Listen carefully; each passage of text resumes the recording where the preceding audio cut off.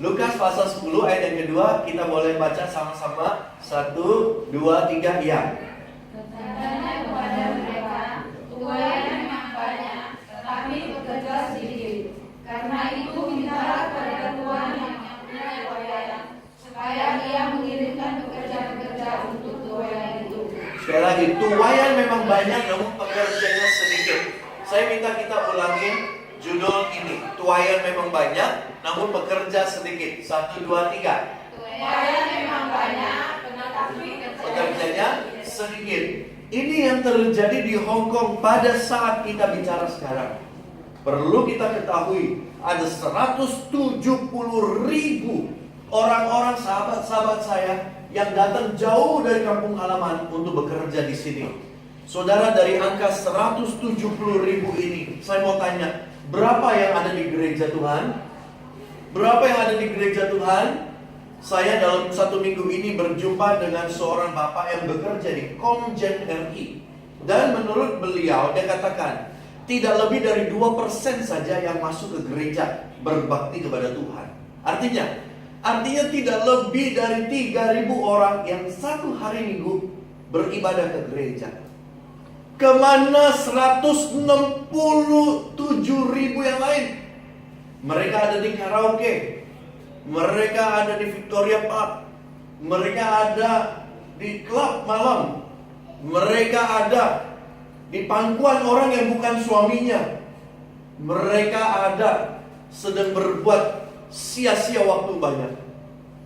Maka apakah kita memiliki beban dan hati yang sama? Tuhan Yesus ingatkan, tuaian memang banyak, namun apa? Pekerjanya sedikit. Sekali lagi, tuaian memang banyak, namun pekerjanya sedikit. Ini menjadi masalah di dalam gereja Tuhan hari ini. Oleh sebab itu, bagaimana kita menjawab masalah ini? Ayo, saya bawa kertas sama bolpen. Harap saya melalui 2 alat ini yang sederhana, saya mau ajak kita semua untuk belajar kabar baik, gospel, berita sukacita. Dan di dalam kertas yang akan saya gambar-gambar nanti, kita akan mudah mengerti akan rencana Allah yang besar. Kenapa Tuhan Yesus harus datang ke dunia. Yang sudah siap katakan bersama saya, amin. Haleluya. Nah, saudaraku kekasih Tuhan, dalam kertas ini yang saya sudah siapkan, saya ajak mungkin ya, kalau di sini sudah ada kertas, ada bolpen yang lebih di sini, silakan juga boleh ikutin apa yang akan saya gambarkan. Wah. Nah, akan saya gambar satu lingkaran bulat di dalam kertas ini. Ayo, satu lingkaran bulat di dalam kertas ini. Nah, saudara-saudara mungkin bertanya, apa sih yang penginjil Simon sedang lakukan? Ingin saya di dalam 40 menit berikutnya mengajar kita semua satu benang merah. Benang merah. Apa artinya benang merah? Benang merah, ada satu garis yang tidak putus dari sejak perjanjian lama sampai bahkan ke kitab Wahyu, yaitu di dalam kitab yang terakhir. Benang merah ini apa? Akan Anda simak melalui gambar yang saya siapkan ini. Sudah siap semua? Haleluya. Saudaraku kekasih, tahukah sebelum kita baca ayat tadi, Lukas pasal 10 ayat yang kedua, ada sebuah hal yang sangat penting yang perlu kita ketahui. Kalau di dalam kitab Matius terjadi masa yang sama dalam konteks yang berbeda. Matius pasal 9, Tuhan Yesus bicara hal yang sama. Tuaian memang banyak, namun pekerjanya sedikit. Bedanya di mana sama kitab Lukas?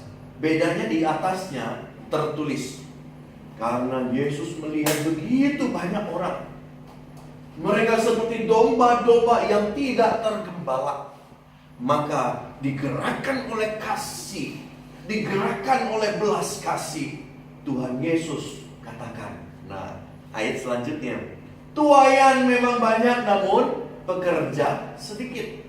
Maka kenapa harus saya melalui gambar yang saya siap ini? Maka kita akan tahu benang merah di dalam berita sukacita. Saudara-saudaraku kekasih, jikalau kita lihat satu lingkaran bulat, apa artinya? Pada saat saya duduk di McDonald, pada saat saya saat itu sendiri, ada banyak orang yang berbicara. Tahu ya, kalau di McDonald itu kan banyak orang sana cerita, sini cerita. Dan saya lihat di dalam McDonald itu sendiri ada TV yang menyiarkan berita. Ketika saya duduk di McDonald, saya menyadari dunia ini dengan begitu banyak suara, ya kan? Satu hari berapa suara yang kita dengar? Suara dari majikan kita, suara dari TV, atau mungkin yang sering nonton YouTube, ya kan, suara dari sinetron. Begitu banyak suara-suara yang ada di dunia. Yang mana kita dengar? Kalau kita lihat satu lingkar, orang Buddha, ya kan, ya, orang Buddha itu bilang, ya hidup ini, mereka ada kalimat khusus namanya samsara. Saya nggak perlu kita belajar atau hafal ini. Samsara itu apa sih? Samsara itu adalah, ya, dunia itu berputar dari satu lingkar menuju bagian yang lain. Hidup ini tidak perlu kamu susah. Toh satu hari ada yang di atas, ada yang di bawah. Ada orang-orang yang juga percaya seperti orang Jawa. Kalau kita senang, jangan terlalu senang. Benar nggak dengerin? Ya, kalau kita senang, jangan terlalu senang. Artinya apa? Karena satu hari kamu butuh senangmu untuk mengisi hari-hari sedih. Ada yang begitu ya? Lalu katanya kalau kamu bersedih, kata orang Jawa, jangan terlalu bersedih, karena satu hari kelak kamu akan bersukacita. Orang-orang Jawa tulen sekalipun, mereka punya suatu keyakinan bahwa hidup itu pasti berputar. Yang saya ajar hari ini, apakah demikian? Tidak. Apakah sama dengan apa yang dunia katakan? Tidak.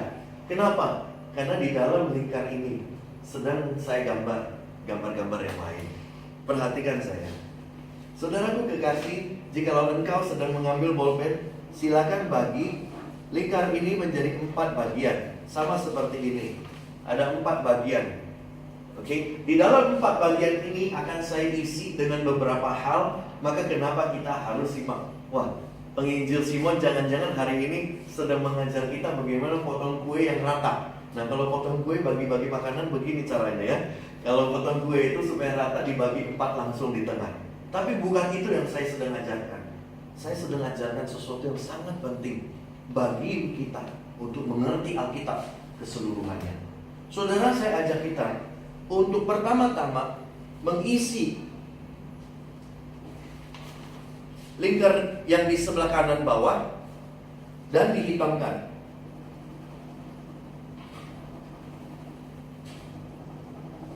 Nah, maaf ya, saya gambarnya kurang bagus, tapi sepertinya begini.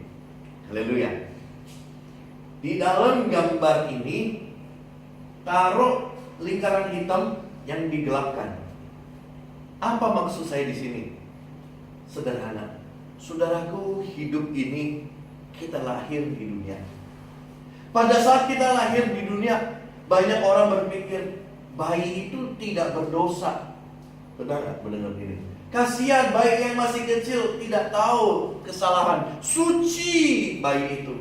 Tapi apakah Alkitab katakan demikian? Sama sekali tidak. Alkitab katakan bahwa sejak kita lahir di dunia ini, maka kita adalah orang-orang yang sekali lagi, ketika seorang anak dilahir di dunia ini, maka kita dilahirkan sebagai orang berdosa. Kok bisa, Pak Pendeta? Anak yang masih kecil tidak pernah berbuat salah. Salah siapa? Ternyata salah nenek moyang kita, yaitu Adam dan Hawa. Karena Adam dan Hawa jatuh di dalam dosa, maka turun-menurun hidup kita, suka tidak suka, percaya ataupun tidak, kita sudah berdosa. Coba saya mau tanya di sini. Kalau ada yang baik sama ada yang jahat, seringkali jujur bicara, kita pilih yang baik atau kita pilih yang jahat? Secara natur manusia, seringkali kita memilih yang jahat. Di dalam Alkitab, Paulus mengatakan bahwa aku tahu semua yang baik itu, namun kenapa yang kulakukan? Paulus sangat jujur dengan dirinya sendiri. Kenapa yang aku buat selalu yang jahat dan jahat dan jahat? Di dalam diriku, kata Paulus, terjadi peperangan antara rohku yang mau menurut namun ada dagingku yang terus-menerus melawan. Jikalau kita mau mengambil waktu jujur dengan diri sendiri, apakah kita sering melakukan firman Allah, atau justru kita melanggar dan injak-injak kebenaran itu? Saudaraku kekasih, dosa di dalam bahasa aslinya disebut harmatia. Disebut apa? Sekali lagi, harmatia, 2, 3. Harmatia. Nah, itu dalam bahasa Yunani, yang artinya miss the mark, tidak capai sasaran. Kita coba, tapi kita gagal, dan gagal. Kemarin baru saja saya jumpa dengan seorang Taiwan. Puji Tuhan, dia dikenalkan oleh teman saya. Maka saya mulai menginjili dia. Orang Taiwan ini kaget ketika dengar, "Hah? 传道," katanya gitu. "Ni ziji跟太太教孩子?" "Hah? Kamu ngajar anak sendiri?" "Iya." "Kenapa?" Waduh, dia langsung acungkan jempol. "Hebat sekali ya. Saya aja susah didik anak saya," dia katakan. "我这么辛苦教我的孩子，只是放他上学，你自己有这个耐心要教你自己的孩子." Dia bilang, "Kamu begitu sabar, mau mengajar anakmu sendiri? Saya aja kirim anak saya ke sekolah susah ya minta ampun, orangnya tidak nurut." Ya, saya sih bisa bangga, betul nggak? Ya kan? Ada sisi, ya sebagian di dalam hidup saya juga yang ingin ketika orang memuji, kita sombong, kita angkuh, kita merasa diri bisa. Namun di sisi yang lain, di sisi yang lain apa jawaban saya? Saya bilang begini, "兄弟ya," saya bilang, "kawanku, 我不是这么厉害的. Saya bukan hebat. Saya dan istri banyak kelemahan untuk mendidik anak saya. 我跟我的太太很多缺点，不能教导我们的孩子。那为什么你敢呢？ Kenapa kamu berani?" dia tanya. Karena saya tahu, dengar baik-baik, kalaupun saya terbatas, kalaupun saya nggak mampu, kalaupun saya tidak bisa sepenuh hati mengajar dengan sabar, tapi yang saya tahu, Roh Kudus di dalam saya tidak pernah berhenti berbicara. Apapun keterbatasan saya hari ini, esok saya akan jadi orang tua yang jauh lebih baik seperti hari ini. 我跟我的朋友讲，虽然我有很多缺点，可是我相信主。所以圣灵带领我们两个夫妻，虽然我无法能教导我们的孩子，可是我相信在主里我们天天有改变。Amin, saudara. Amin. Jika kita hidup dan lahir di dalam dosa, kita tahu kekuatan kemampuan kami tidak seberapa. Namun yang kita tahu, ada Roh Kudus yang seringkali berbicara. Sehingga walaupun kita sekarang terbatas, tapi bagi Tuhan tidak ada yang mustahil. Bagi Tuhan tidak ada yang mustahil. Tepuk tangan dulu untuk Tuhan kita. Saudaraku, tahukah bahwa ternyata Tuhan dekat dengan orang-orang berdosa? Jikalau ada di dalam ruangan ini yang sampai hari ini tidak sanggup lepas dari dosa, percaya, engkau sedang menggunakan kekuatanmu. Jikalau hari ini kita jatuh bangun di dalam kelemahan yang sama, sepertinya dosa itu mengikat dan kita nggak mampu lepas, percaya, engkau pasti belum berserah. Hari ini Tuhan Yesus katakan, ketika saya datang, maka seorang yang sehat tidak memerlukan tabib. Tuhan Yesus tidak bisa selamatkan orang yang sombong, orang yang angkuh, orang yang masih belum buka hati dan hidupnya, berlutut di hadapan Allah dan berkata, "Tuhan ampuni saya orang berdosa." Kekasih Tuhan, ketika Tuhan Yesus di bait Allah, maka dia katakan, "Hei engkau orang Farisi dan ahli Taurat, engkau orang-orang yang merasa diri benar. Bukankah engkau seperti kubur yang dilabur putih? Luarnya kelihatan indah, padahal dalamnya penuh dengan tulang belulang." Apa artinya? Artinya makin kita katakan di dalam mulut, saya mencintai Tuhan, saya mengasihi Tuhan, saya mau melayani Tuhan. di saat yang sama, di dalam hati kita, kita terus melawan dia, dan melawan dia. Maka kenapa di sini dikatakan, jikalau ada dosa di dalam hidup kita, maka ayo mari beranjak ke langkah selanjutnya. Saya akan gambar langkah berikutnya. Maaf, ini ternyata bolpennya ada satu merah, ada satu hitam, ada satu biru. Saudaraku kekasih, bagian yang berikutnya ada satu lingkar, namun kali ini tidak hitam. Coba saya ingin teman-teman yang belum pernah dengar ini tebak apa artinya. Lingkar tapi tidak hitam.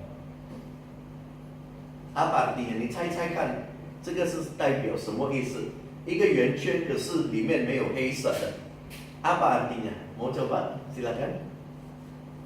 Kekasih Tuhan, ternyata jangan pernah puas kalau kita hidup hanya di dalam titik hitam ini.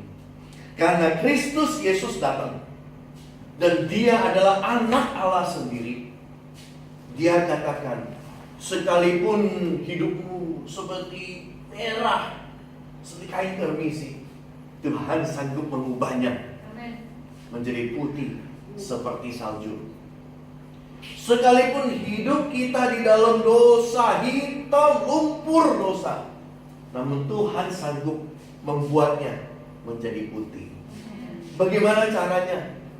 1 Korintus pasal yang ke-15 dikatakan, karena Yesus yang adalah anak Allah sendiri, dia yang datang ke dalam dunia, dia yang mati di atas kayu salib, dia yang darahnya tercurah, namun dia bangkit pada hari yang ketiga, dan di situ dia terangkat naik ke surga. Yang datang dari surga akan kembali ke surga. Coba 2, 3 sama-sama. Yang datang dari surga akan kembali ke surga. Coba sekarang belum semuanya. 2, 3. Yang datang dari surga akan kembali ke surga. Sekali lagi 2, 3. Yang datang dari surga akan kembali ke surga. Jadi kalau yang datang dari Tuhan, yang datang dari utusan surga, maka pasti dia akan kembali ke surga. Ini bukan mudah-mudahan. Ini bukan, ya kan, semoga. Ini bukan, ya, jikalau insya Allah. Ini pasti siapa yang datang dari atas akan kembali ke atas.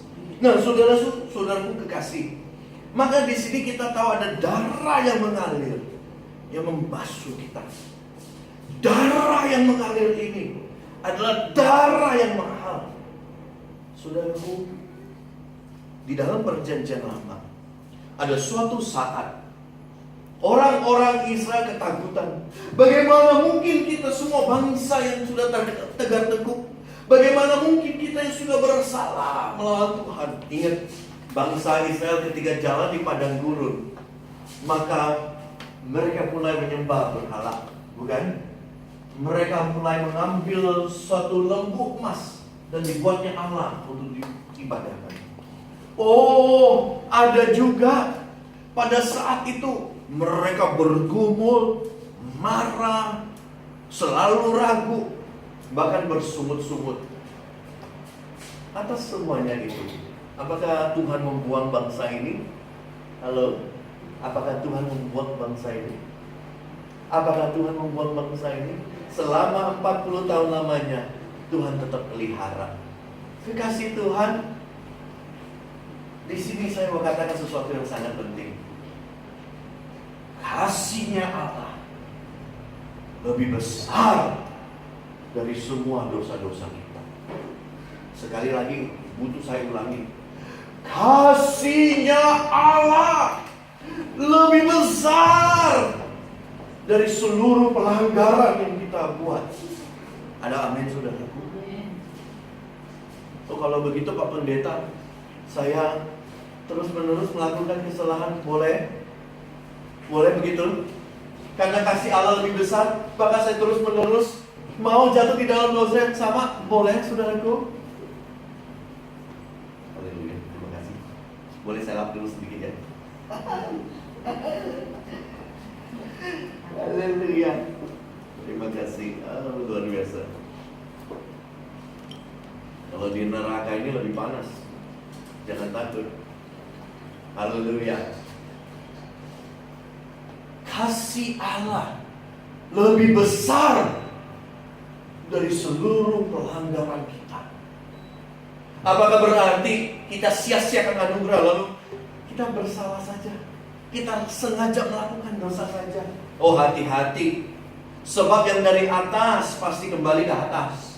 Sebaliknya yang dari bawah akan kembali ke bawah. Satu hari, ini cerita ilustrasi ya. Jadi jangan dianggap sebagai sebuah kebenaran. Ilustrasi membawa kita untuk mengerti sesuatu pesan yang lain. Tiba-tiba seorang itu meninggal dan mati. Aduh, tahu-tahu syuk naik ke atas, pas di depan pintu surga. Waduh, ya kan? Di pintu surga itu dia ketemu sama malaikat. Dan malaikat itu bilang begini, wah, kamu datang, lalu diperiksa bukunya. Kamu itu harus masuk 1 hari di neraka, baru masuk 1 hari di surga, lalu kamu boleh pilih, kamu mau di mana? Ingat ya, ini ilustrasi, jangan menganggap ini sebuah kebenaran. Lalu orang itu tiba-tiba dia masuk ke neraka, dia kaget. Di neraka itu ternyata ada main mahjong, ya kan? Di situ juga ada minum, makan, semuanya free. Wah, suka-suka kita. Yang dia kaget, yang dia terkejut, teman-temannya semua banyak di situ. Wih, wah, ini persis kumpulan-kumpulan saya waktu dulu. Tiba-tiba 1 hari sudah selesai dan dia langsung naik ke atas. Sampai 1 hari di surga, dia bingung. Kok bosen ya semua ya? Awan-awan saja. Ada nyanyian-nyanyian di situ, tapi sepertinya tidak senyaman dulu. Lalu dia katakan kepada malaikat, kat, begini, karena saya sudah lihat neraka dan surga, saya hari ini memutuskan. Kata malaikat, apa itu? Ya, saya pilih neraka deh. Banyak teman saya soalnya. Ya udah silakan, karena itu maumu. Tiba-tiba pas dia kembali ke neraka, kok semuanya beda? Ada api, ada ratap, ada tangisan, ada siksaan, ada orang-orang yang sedang menderita. Ini tempat apa? Kok bukan sama seperti yang lalu? Datang si iblis. Kenapa kamu bingung? Kok bukan seperti yang dulu saya lihat? Oh, jangan takut, Bapak. Kemarin itu kita baru kampanye, sekarang kamu sudah memilih kita. Kemarin kita baru kampanye, ya kan? Semoga lebih banyak orang lagi yang mau gabung. Tapi ini apa? Ya ini aslinya. Yang dari atas akan kembali ke atas. Coba ulangin sama-sama, 2, 3. Yang dari atas akan kembali ke atas. Yang dari bawah akan kembali ke bawah. Saya mau tanya, bagaimana tahu orang ini dari atas atau dari bawah? Sederhana. Orang yang dari bawah, hidupnya mau kenal Tuhan, ke gereja, dibaptis, bertobat, ya kan? Dia sudah baca firman, tapi hidup di dalam dosa-dosa yang sama, dia dari bawah. Tapi kalau orang yang dari atas, dia bisa nggak jatuh di dalam dosa? Bisa. Bisa nggak lalai? Bisa. Bisa nggak kilaf? Bisa. Tapi hidupnya tidak pernah nyaman di dalam dosa. Karena apa yang di dalam hatinya suci dan kudus, maka 1 tetes dosa kecil pun bagi dia ini nggak nyaman, dan dia harus bereskan di hadapan Allah. Tepuk tangan dulu untuk Tuhan Yesus. Oleh sebab itu, bagi kita yang mulut percaya dan mulut mengaku dan hati percaya, maka kita diselamatkan oleh iman. Orang-orang yang diselamatkan di dalam perjanjian lama, mereka memandang kepada tongkat yang di atasnya ada ular berbisa, maka disitulah mereka diselamatkan.